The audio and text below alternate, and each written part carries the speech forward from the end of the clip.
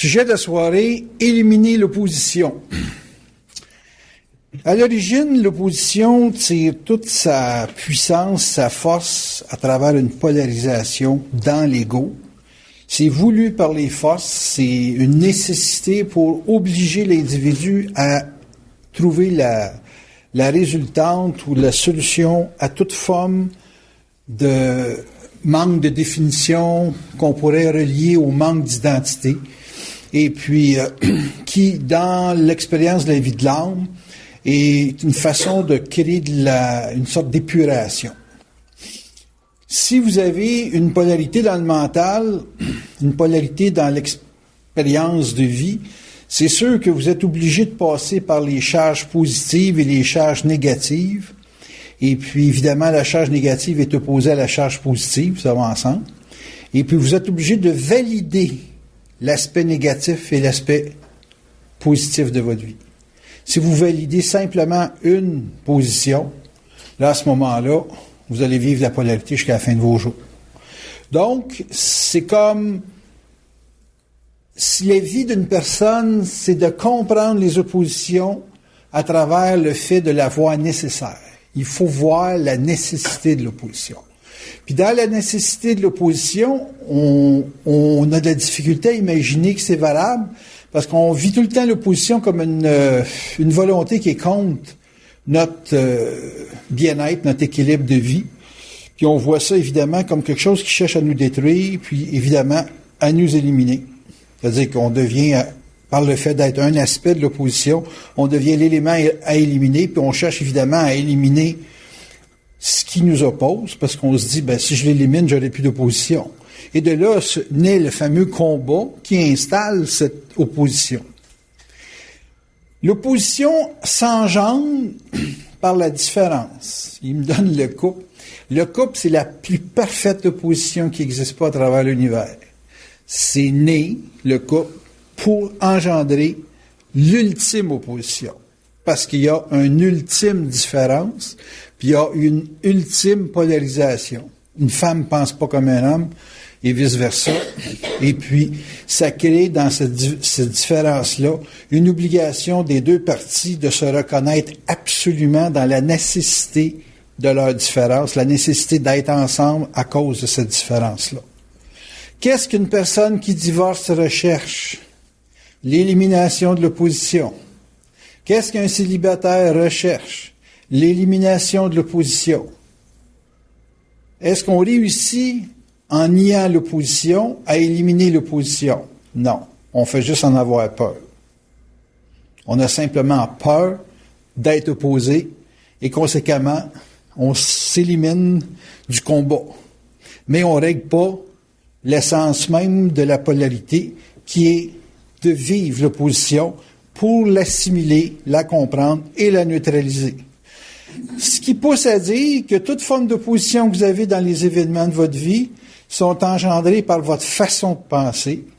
Ce que j'ai toujours dit, c'est que les événements viennent avec une mentalité, une façon de voir les choses, et que votre mentalité se refuse de traiter avec une polarité. C'est-à-dire que ce qui est différent de vous, vous le rejetez plutôt que l'assimiler. Conséquemment,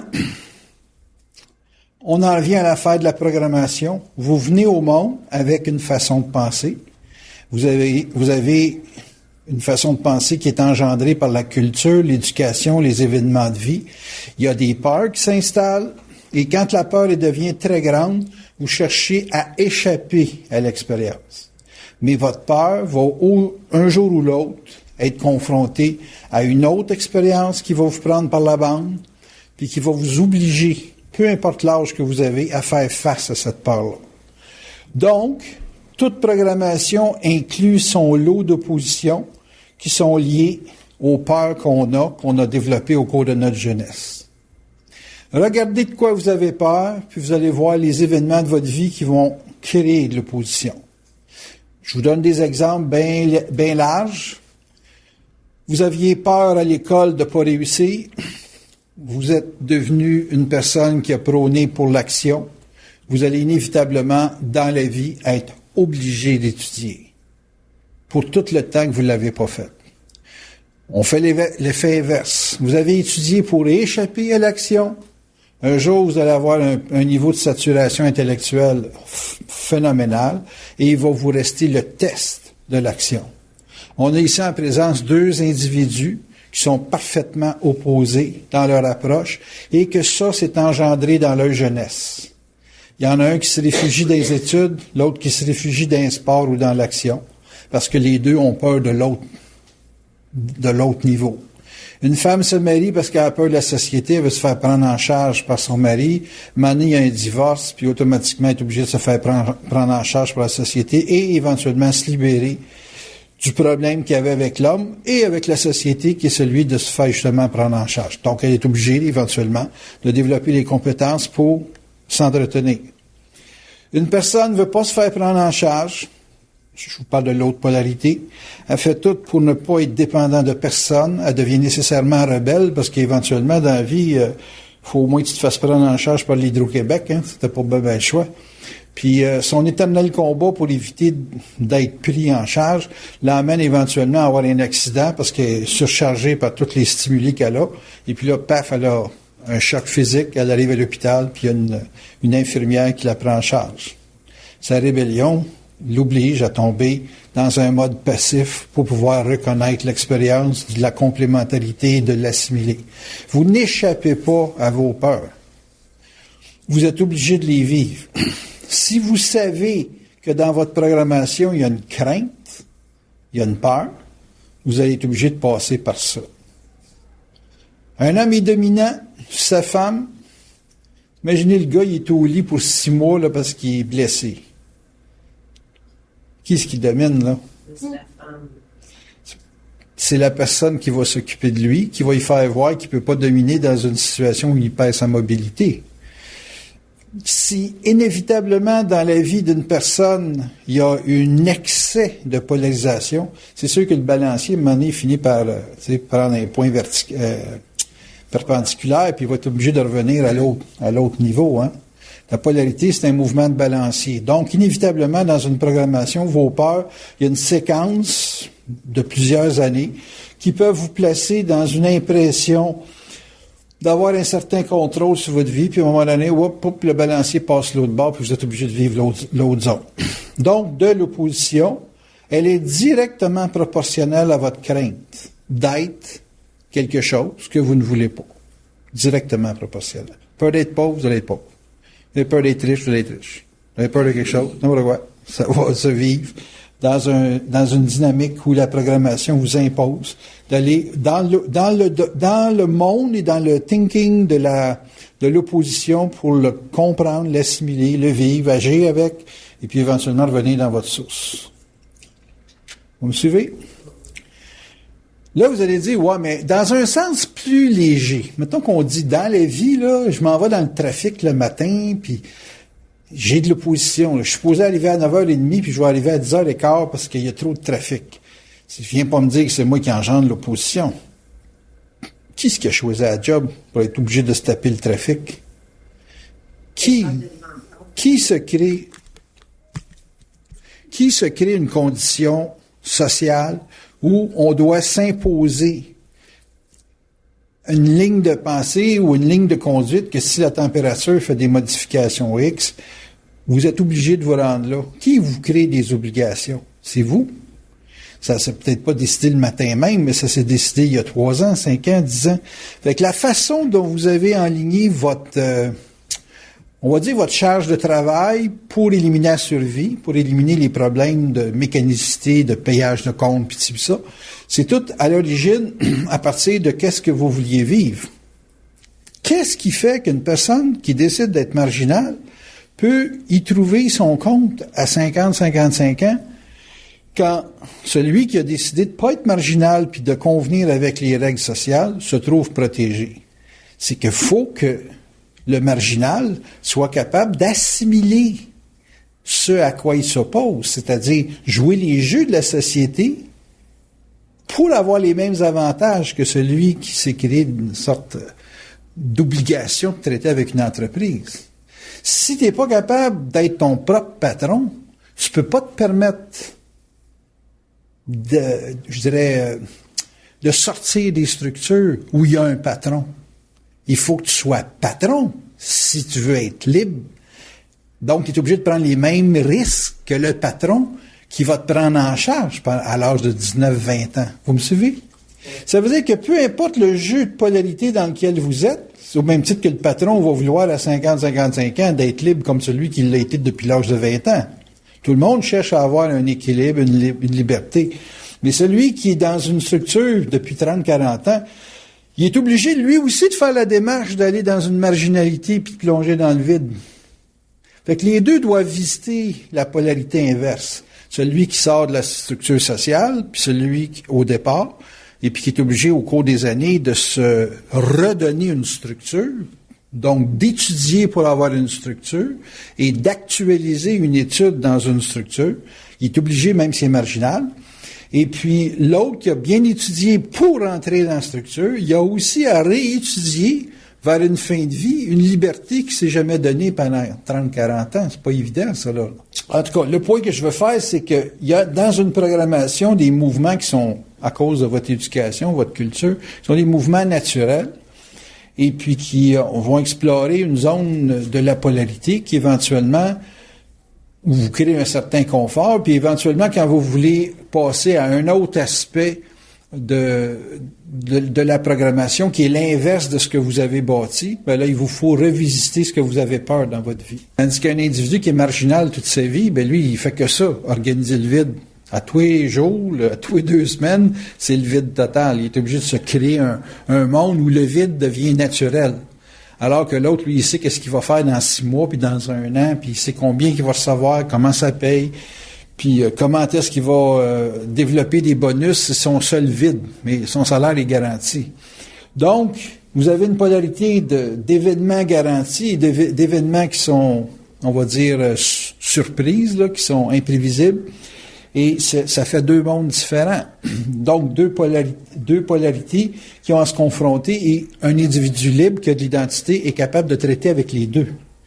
Il est capable de traiter avec une discipline, puis une structure, puis de traiter aussi avec une marginalité et une imprévisibilité de sa vie. Ces deux causes-là doivent être vécues. C'est comme un gars qui se marie, il peut pas penser juste gars, ou une femme, elle peut pas penser juste femme. Elle est obligée éventuellement, pour saisir l'autre, puis il est capable de l'apprécier, d'aller dans son monde. Le gars qui va pas dans le monde de la femme, éventuellement, il a peur. Puis la femme qui va pas dans le monde de l'homme, elle perd l'homme aussi. Ou il se crée des tensions qui ont tellement d'opposition que ça devient totalement désagréable de vivre ensemble. Vous me suivez? Fait qu'il faut que les deux éléments soient capables de voir le monde. La femme voit le monde de l'homme, puis l'homme voit le monde de la femme, puis d'apprendre à aller dans les éléments, justement, d'opposition qui se créent dans les différences, pour pouvoir en arriver, justement, avec chacune de vos programmations, composées avec des événements qui vont être engendrés par votre mental, des événements qui vont vous faire mettre en relief des conflits qui sont toujours latents dans la peur de perdre. Je vous donne un exemple. Une femme, en tout cas, moi, personnellement, je trouve que ça a plus de capacité de s'amuser qu'un homme. L'homme, il a plus une capacité de travail puis de structure. Fait que si la femme est pas capable d'être lue comme étant un avantage à alléger, à rendre ça plus éthéré, la vie, elle va finir par être tellement polluée par le monde mental, intellectuel, rigide de l'homme, qu'éventuellement, c'est soit qu'elle tombe malade ou qu'elle crée son camp, parce que si elle le fait pas, elle va mourir. Le gars, il va la tuer. C'est certain. C'est pas peut-être, c'est sûr. Puis le gars, lui, s'il n'est pas capable de sortir de sa job pour pouvoir se laisser vivre la femme, lui aussi, il va crever d'excès de structure, puis de rigidité, puis de stratégie. Un homme qui pense en gars, c'est un suicidaire.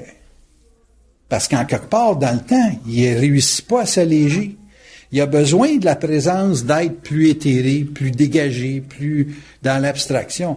Tu prends les femmes les plus éthérées, puis qui disposent d'une esthétique ou d'une beauté X ou d'une culture quelconque, ils vont attirer des gens très denses, des hommes très denses. Pourquoi? Parce que ces gars-là ont besoin d'air. Puis ils sont pas capables de s'en donner tout seuls. Parce qu'ils sont des imbéciles heureux. Ils sont simplement en train de penser comment faire du cash. Ils ont rien à donner autre qu'une sécurité matérielle. C'est plate, un homme. Mais un homme qui réussit à comprendre le monde de la femme, il devient déjà un petit peu plus léger. Puis il garde ses capacités de structure, mais il va pas faire d'overload. Il cherchera pas à en mettre trop de la structure. Y a-tu plus chiant que d'entendre parler d'un homme de politique, de structure, de technique? Ils se comprennent entre eux autres. Les femmes rentrent là-dedans, puis eux autres, la seule chose qu'ils veulent, c'est alléger ça, parler de sacoche, de mode, des affaires, là, tu sais, que ça paye pas, ça dépense. Puis là, m'a dit, si tu comprends pas ça, qu'est-ce que ça fait? Tu divises les deux mondes. Il y en a un qui se prend trop au sérieux, puis qui devient tellement épais qu'il colle dans le fond de la poêle. Puis l'autre, ben, qui est tellement éthéré que c'est la petite vapeur qui s'échappe du chaudron. Puis là, ça fait pas deux éléments qui se rejoignent, ça fait deux éléments qui se séparent. Tandis que le gars, lui, qui à un moment donné, il voit sa femme commencer à parler de sacoche puis de maquillage, il dit, oups, peut-être qu'on est trop technique, là. Faudrait relâcher la pédale un petit peu, là. Peut-être qu'il faudrait que je prenne des vacances, tu sais, peut-être. Puis là, il console sa femme, il dit, tu penses qu'on aurait besoin de vacances? Oh, oui, chérie, on part en fin de semaine, j'ai acheté des billets. Il faut qu'il se laisse aller. Sans ça, les billets vont servir à un autre homme, tu sais, qui va passer à un autre niveau. C'est ça, pas comprendre l'opposition. L'opposition, c'est tout.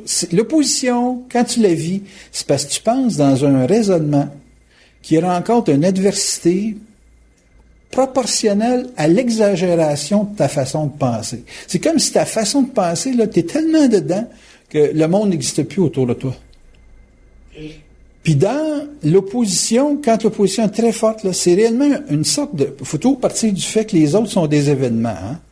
Les autres, dans votre vie, sont là pour vous faire voir quelque chose. T'sais. Fait que les autres sont des événements. Fait que tu as des événements dans ta vie, donc des personnes dans ta vie qui sont là pour te dire « Hey, you, la façon que tu fonctionnes, là, t'es en train de te tirer une balle dans la tête. Tu sais, allume. » Puis si t'écoutes pas, ben là, tu te creuses. Tu te creuses. La femme, elle devient trop éthérée. Elle est tellement flyée qu'il n'y a plus un gars qui en veut. Puis où le gars, lui, devient tellement épais là, que là, il fait partie de la poêle. C'est plus quelque chose qui colle dans la poêle. C'est quelque chose qui fait partie de la poêle tellement que c'est collé. Là. Fait que ça, il y a un conflit à ce moment-là dans l'ultime polarité que j'ai toujours dit que c'était l'homme et la femme. Le conflit étant qu'il y en a un qui se coupe du monde de l'autre. Puis là, dans cette coupure-là du monde de l'autre, ben inévitablement, c'est une situation qui engendre des déséquilibres. C'est ça le problème que les gens comprennent pas dans l'affaire de l'opposition. Ce qui t'oppose peut te rendre service. Parce qu'il peut te faire voir d'autres choses que ce que tu...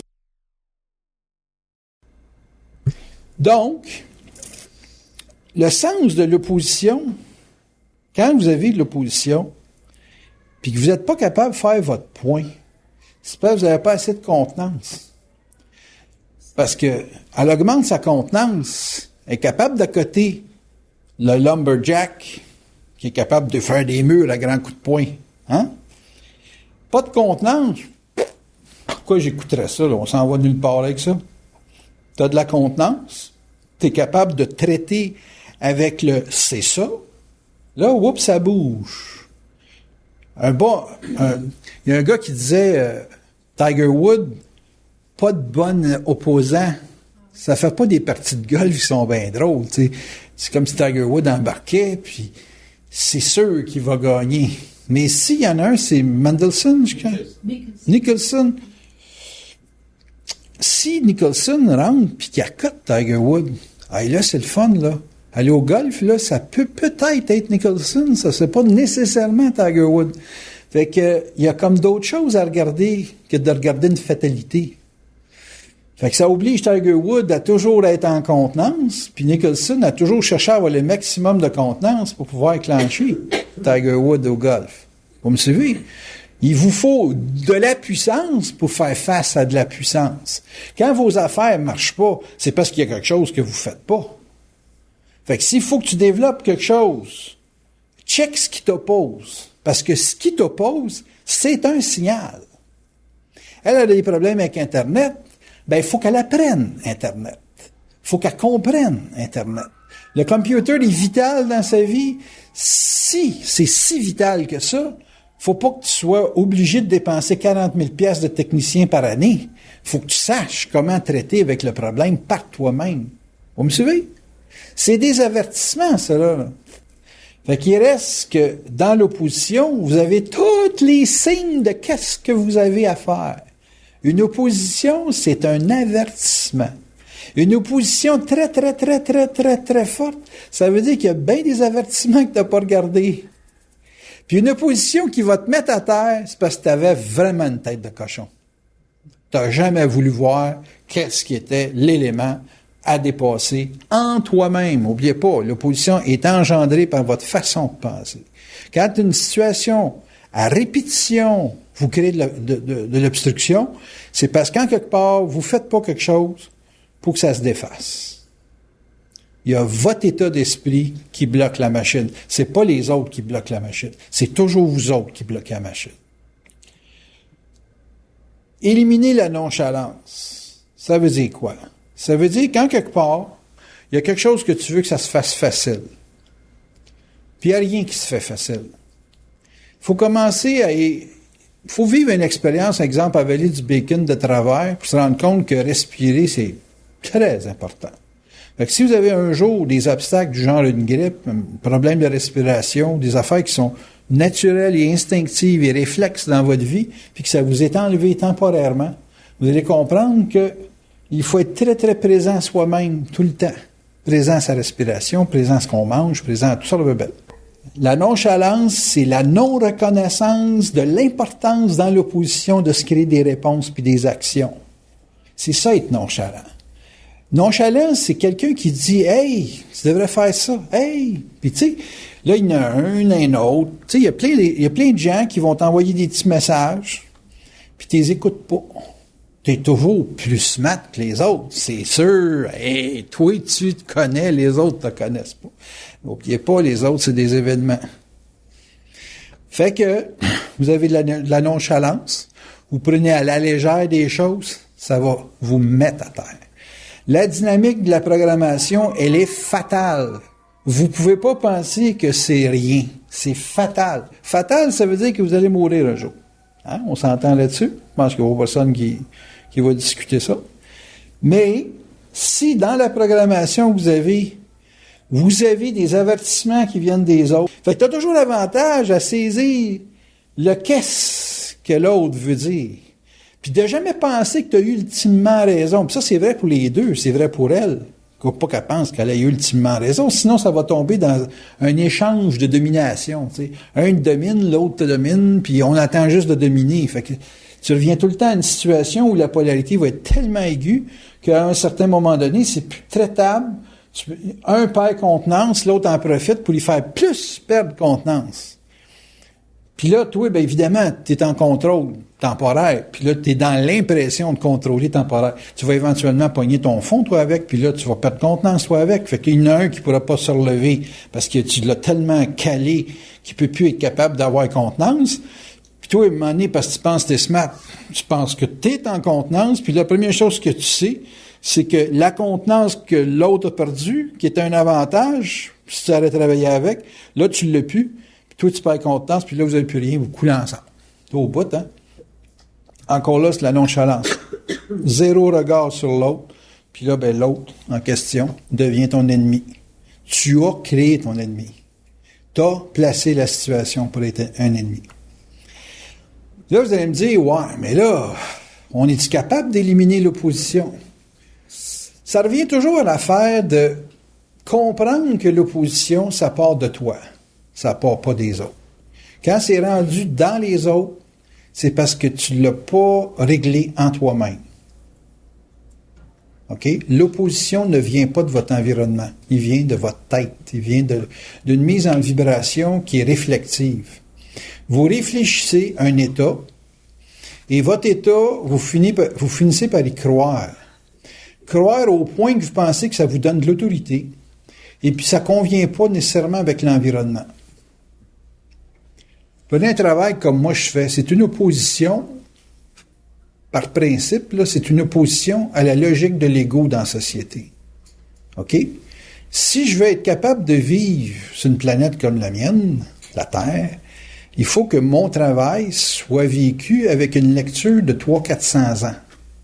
Si je suis capable de voir que ça va prendre 300-400 ans avant que le monde se réveille à l'affaire de c'est pas nous autres qui pensent, ben j'ai pas d'attente, parce que moi être mort avant, physiquement, j'entends. Là. Fait que j'ai rien à défendre. Si j'ai rien à défendre, ben je peux vivre dans la société avec les problèmes que l'ego peut rencontrer. Mais comme je suis capable de voir à travers, ben je vis pas un excès d'opposition. Mais si je tombe en croisade, puis que là, je vais absolument convertir le monde avant de mourir, là, j'ai une sérieuse opposition. Puis comme c'est trop, il y a trop de gens qui pensent pas comme je pense, ça va me détruire. Je vais tomber malade, ça prendra pas un an. Donc, si je veux pas engendrer d'opposition, faut pas que je me donne de croisade. Faut que je compose avec qu'est-ce que le monde vive. Vous me suivez? Fait qu'il y a plein d'activités dans votre vie qui sont, comment je dirais ça, exposées des oppositions parce que vous pensez d'une certaine façon, puis souvent ça peut être dégagé, libéré, cette opposition-là, en n'ayant pas de pression à faire pour que quelque chose change. Tu sais, quand tu passes, il y a un gars qui m'avait shooté une phrase, là, c'était un de mes amis qui est policier, il était dans GSC, il dit, tu sais, Daniel, il dit, t'es mieux de mourir incompris que de passer ta vie à te justifier. Tu sais, ça dit ce que ça dit, hein, ça dit, bon, ben, écoute, si tu passes ta vie à essayer de changer ton environnement puis de justifier ce que tu présentes, c'est lourd, ça, là. Mais mourir incompris, c'est-à-dire que si tu vis ta vie comme tu vis, puis que tu as un environnement avec lequel tu es confortable, ça va. T'as pas à te justifier. Le gars dit, non, moi, je crois pas. C'est correct, pas de problème. Le couple, ça marche pas. Pourquoi ça marche pas? Parce que dans ta tête, ça bloque. Là, tu vas dire, ouais, puis si ça débloque, ça va peut-être être l'alternative de me séparer. Ah, c'est ça. Si tu te sépares, tu vas avoir éliminé l'opposition, hein? Si être célibataire, c'est l'opposition d'être marié, tu vas aller vivre l'autre opposition. Tu vas aller vivre ce que tu as peur de vivre. Puis quand tu vas avoir amadoué le célibat, la solitude, ou appelle ça comme tu voudras, le retrait de, tu pourras revenir peut-être dans l'expérience du couple et avoir une version plus dégagée de qu'est-ce que c'est se soumettre à l'autre.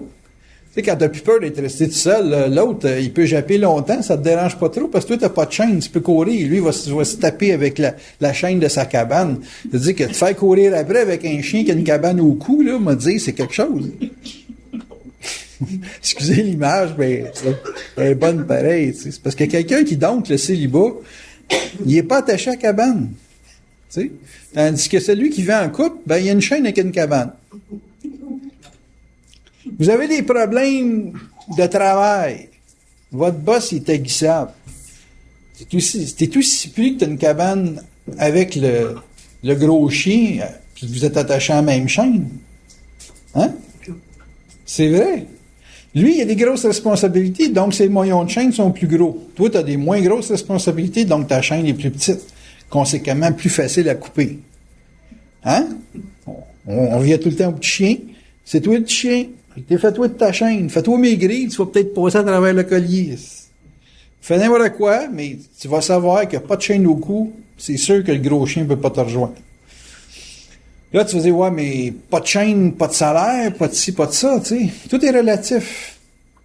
Il y a plein de cabanes qui attendent de chaîner un chien, là.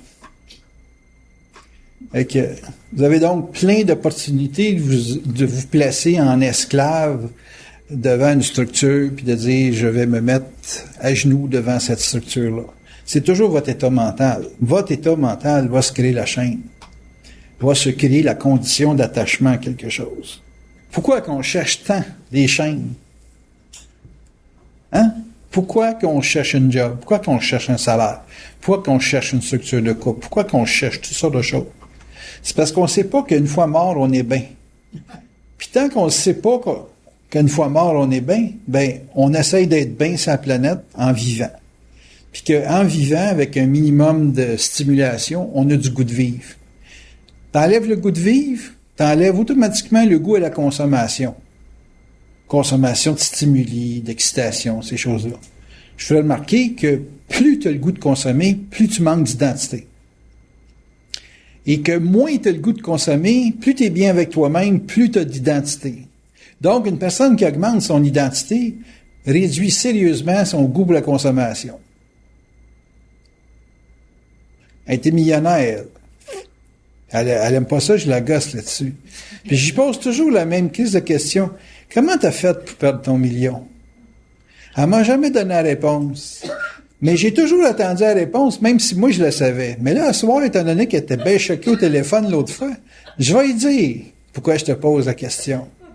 Parce que la seule façon de perdre autant d'argent, c'est de se détacher de la forme. Mais c'est parce qu'une fois que tu te détaches de la forme, tu peux plus revenir à la forme comme avant. Fait qu'il faut que tu te détaches de la forme, mais progressivement. Parce que là, tu t'es peut-être un petit peu trop détaché de la forme, puis là, le problème, c'est que tu peux pas récupérer ce qui t'a fait faire te détacher de la forme. Le problème, c'est que quand t'en as plus d'impression à dépasser, il te reste le vide. C'est une grosse impression, ça, le vide. Le vide, c'est le vide. Le vide, c'est... Tu peux mourir aussi du vide parce que tu as peut-être été tellement loin dans le fond de la piscine que c'est long, on remontait à la surface, puis rendu à la surface, là, il te manque d'air. Quoi qu'on en dise, l'opposition est là pour rester. Elle a comme fonction de nous aider à nous définir. Vous allez me dire, oui, mais l'opposition, ça m'aide pas à me définir, ça me crée de l'obstruction. Oui, mais l'obstruction permet à l'individu de raffiner sa lecture des événements. Ça lui permet, un peu comme dans la compétition sportive, de forcer une performance, former un être qui est sensible à l'opposition et conséquemment capable de trouver des solutions pour améliorer sa performance. Ce qui est à comprendre là-dedans, c'est que on ne cherche pas l'opposition. L'opposition se présente à nous vis-à-vis des zones qui sont mal définies ou qui ont besoin d'aller plus loin dans leur définition.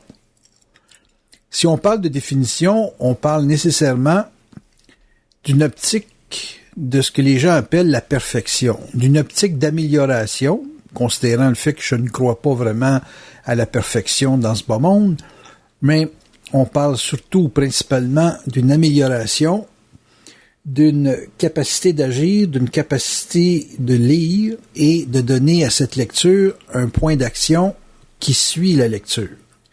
Il y a beaucoup de gens qui ont une capacité d'action, mais qui malheureusement, avec une mauvaise lecture, sont obligés constamment de corriger leurs actions à grands coûts, à grande souffrance, à grande tension. Arrive par derrière une personne qui est bien définie, lit différemment la nature même de l'événement et corrige plus rapidement l'action, la zone de décision qui permet finalement d'arriver à un impact, à un résultat. On comprend assez facilement que plus une personne est bien définie, plus elle est en mesure de goûter à un rendement dans sa vie, à un mode de vie qui est plus constant, qui est plus équilibré et qui trouve son point d'assise dans des alliances qui sont permanentes, qui sont solides et qui sont surtout efficaces.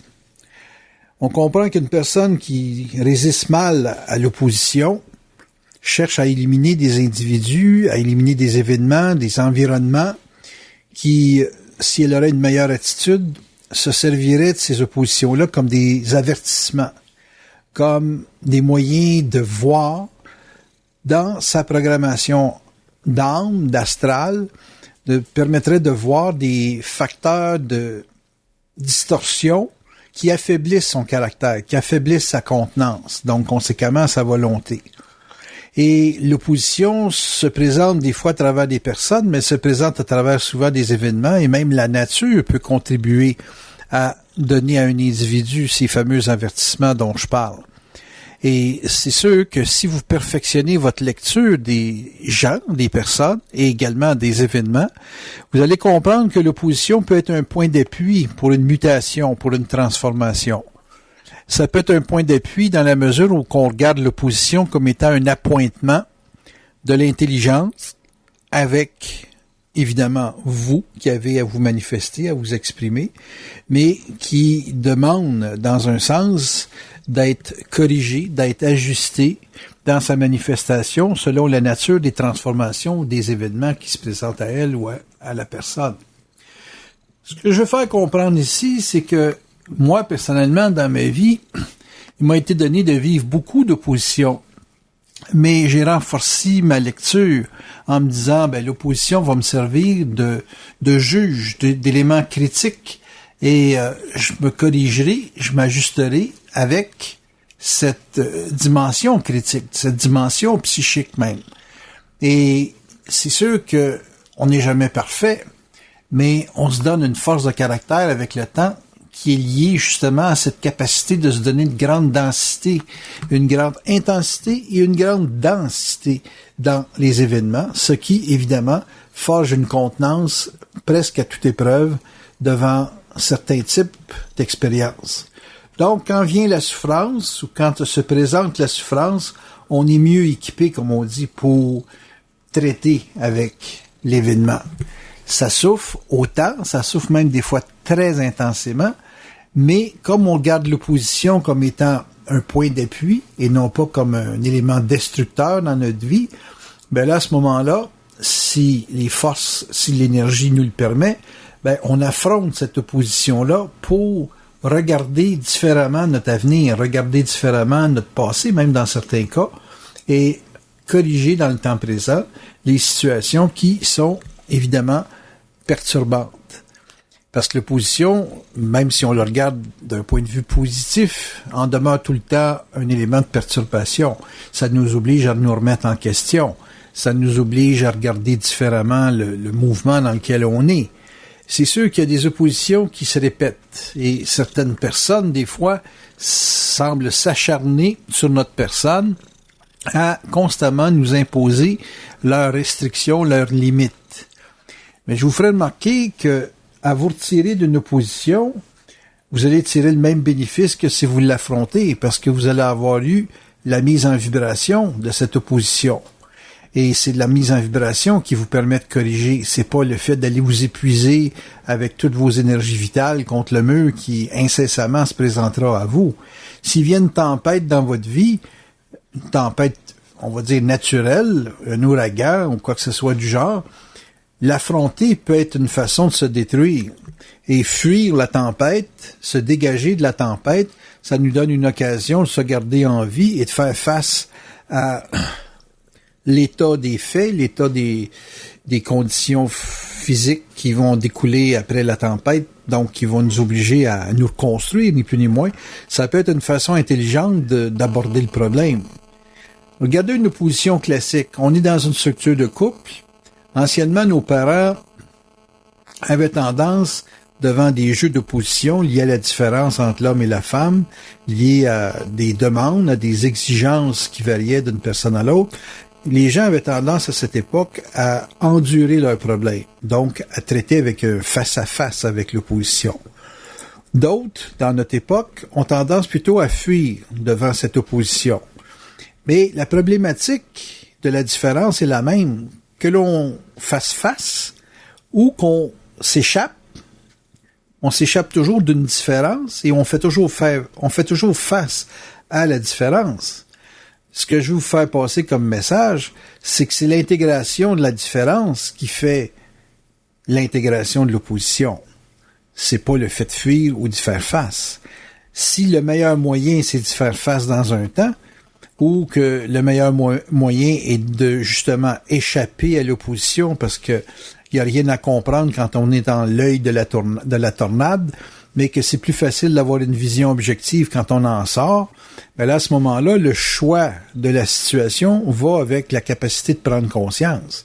S'il est facile pour vous de prendre conscience dans le combat, votre combat va avoir une validité. Mais si vous, dans le combat, vous perdez toutes vos ressources, tous vos moyens, toute votre objectivité, c'est probablement le fait de se retirer du combat qui va vous emmener à avoir un ajustement plus précis, plus ajusté selon votre condition émotionnelle et mentale. Les gens excessivement émotifs ont techniquement plus besoin de se retirer du combat que d'être dans le jeu polarisé, extrêmement polarisé, de l'attaque ou de la confrontation qui peut se lier à l'opposition. J'ai rarement vu des gens garder leur lucidité quand ils étaient excessivement émotionnels à justement confronter l'opposition. À se retirer de l'opposition, en créer une absence réellement réelle, ça pouvait leur permettre de retrouver un calme, de retrouver une paix. Là, vous allez me dire, ils n'ont rien réglé. Je pense que régler dans la vie, c'est avoir la paix. Quand on a la paix, on a réglé. C'est pas la façon de se battre qui donne la paix. C'est le fait d'être capable d'arrêter de se battre qui donne la paix. Quand les gens passent leur vie à vouloir se battre, c'est pas des gens qui ont la paix. Et peu importe ce qu'ils font, ils réussissent toujours à se créer un environnement qui les oppose parce qu'ils cherchent constamment la guerre. Ils cherchent constamment le combat, la lutte. Et on dirait qu'ils sont pas capables de vivre avec eux-mêmes, donc ils impliquent d'autres personnes dans une lutte incessante avec leur personne pour se donner une impression d'exister, pour se donner une impression de vivre. C'est là, souvent dans notre société, le jeu de la compétition. On met deux équipes de hockey ou de football ou de baseball un contre l'autre et on lui donne à ces gens-là l'occasion d'exister, de chercher une performance, de chercher une amélioration. Et nous, de l'extérieur, on n'est pas mis, on les juge. On n'est pas dans le feu de l'action, mais on entretient ce combat-là. Pourquoi? Parce qu'il existe en nous. Il nous donne l'impression qu'on est capable de lire et de détailler leur combat à eux parce qu'on est dans les estrades, ce qu'on appelle les fameux gérants d'estrade. Mais que vous soyez dans la partie ou dans les estrades à regarder la partie, vous êtes pris avec un problème d'opposition parce qu'il y a du parti pris. Il y a une sorte de logique qui veut que telle chose gagne contre l'autre. Et quand on entretient cette espèce de jeu de compétition, on entretient dans l'être un désordre. On entretient ce que je pourrais considérer comme étant une désynchronisation avec notre point centre, avec notre centricité. On n'est pas capable de retrouver une stabilité. La personne qui se stabilise élimine le combat, élimine la compétition et trouve le moyen de sublimer ses instincts et son manque d'être, son manque d'être-té, ce que moi j'appelle un manque d'identité. C'est sûr que plus vous allez vous avancer dans la vie à lire mieux, plus vous allez traiter avec une souffrance intense mais courte. Les gens qui ont de l'identité, c'est pas des gens qui souffrent pas. C'est des gens qui ont appris à souffrir le moins longtemps possible. Les gens qui ont pas d'identité entretiennent des rancunes, entretiennent leurs oppositions, entretiennent une compétition et une confrontation avec des gens, avec des événements, avec des personnes et traitent constamment avec de l'angoisse. Conséquemment, cette angoisse peut, à un certain moment donné, les abattre au travers d'un problème de santé et de maladie. Là, vous allez me dire qu'il y a moyen de réagir avant d'être malade. Et je vous dirais que même si vous traitez avec des médicaments ou vous traitez avec des drogues quelconques, vous allez toujours arriver à devoir faire votre combat sur un plan psychique et non pas intellectuel ou émotionnel. L'ultime combat se résout dans une conscience de la pensée et de ses mécanismes et surtout de l'origine de la mise en vibration qui crée la pensée. Tant et aussi longtemps qu'un individu n'est pas capable de se dégager de la réflexion, il est incessamment bombardé d'opposition et constamment imposé d'affiner sa lecture jusqu'à ce qu'il soit capable de pouvoir réellement comprendre que l'origine de la pensée ne vient pas des plans terrestres, mais vient de plans subtils, de plans psychiques, qui influent constamment dans le jeu âme, le jeu astral, le jeu émotionnel et des fois excessivement intellectuel que l'être humain sur la planète doit affronter toute sa vie. Conséquemment, si vous avez à chercher une solution pour éliminer l'opposition, commencez par éliminer le doute. La certitude n'élimine pas l'opposition en soi, mais la certitude rend très court la phase d'action, la phase d'ajustement qui est nécessaire pour pouvoir bien lire l'événement et éventuellement transformer une performance qui est relative à un environnement à un état de conscience qui est très en puissance simplement par le fait de savoir.